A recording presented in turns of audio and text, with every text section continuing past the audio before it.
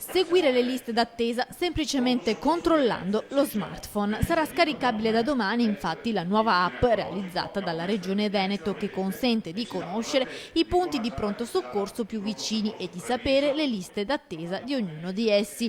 Uno strumento che viene sperimentato per la prima volta in Italia e parte proprio dal Veneto. Si chiama Info Pronto Soccorso ed è stata presentata dal presidente del Veneto Luca Zaia insieme a tutti i direttori generali delle USL del Veneto.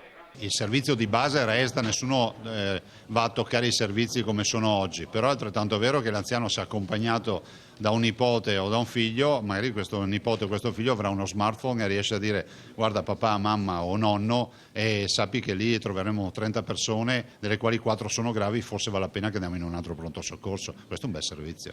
E a proposito di sanità, Luca Zaia oggi ha annunciato anche che saranno giorni cruciali per il futuro della pediatria di Padova. Il direttore generale dell'azienda ospedaliera Luciano Flora ha costituito il tavolo tecnico che dovrà valutare tutte le possibili soluzioni per il reparto che, come più volte ha denunciato Rete Veneta, si trova in condizioni critiche ed inadeguate ad ospitare i piccoli pazienti e le loro famiglie. Il governatore si auspica che in una decina di giorni possano essere analizzate possibilità, cronoprogramma e costi, arrivando così a definire dal punto di vista tecnico qual è la soluzione migliore e quali le tempistiche per garantire ancor più dignitosamente le cure ai bambini.